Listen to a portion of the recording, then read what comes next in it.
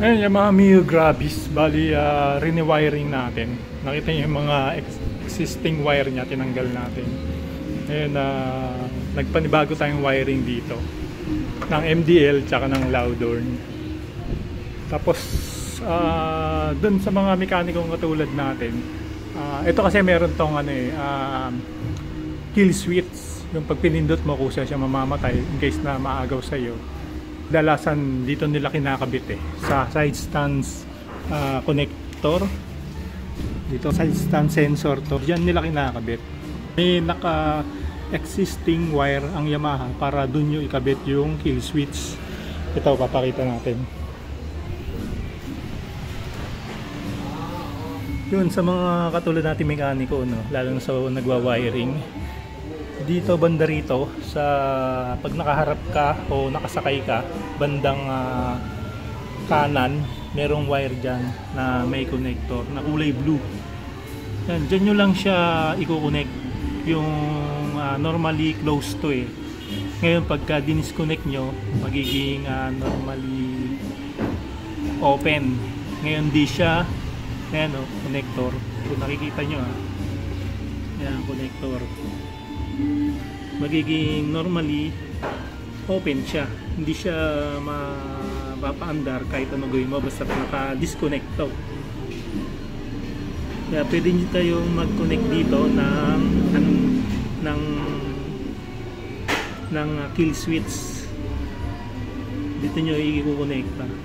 Tapos, ayun, simple lang. Dito nyo lang padaanin. Kasi pag doon sa harapan, mag-improvise pa kayo ng di ba, ng socket para ma-disconnect nyo rito. Yung iba naman nakikita ko pinuputol dito. Pero para madali ang trabaho, dito nyo lang i-connect sa to, sa kill switch. Ito rin naman yung wire na i-disconnect nyo dun para sa kill switch Ayan, konting kaalaman lang para dun sa katulad nating mekaniko. Para mapadali ang trabaho at safe pa. Baga naka-ready na to para sa kill switch.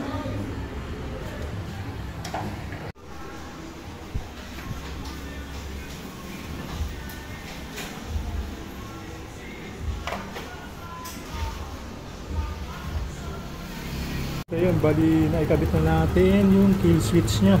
Naikabit na natin yung kill switch. Tapos dito na lang natin nilagay yung pinaka module ng kill switch. Tapos itong relay na to para dun sa underglow nya, na pagka na-mreno ka mamatay yung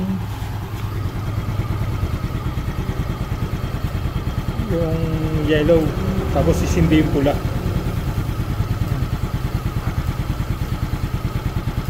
Yun yung pinakasilbi nitong relay na to. Pag na-mreno ka,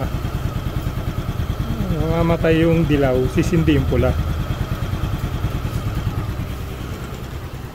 Okay na yung wire nya. Hindi na siya kumukurap. Nung hindi ko po kasi naayos to, kumukurap yung MDL nya. Pagka busina siya, kukurap. Hindi na kumukurap yung niya, yung busina niya. Yung MDL niya hindi na kumukurap. Tapos naglagay rin time passing.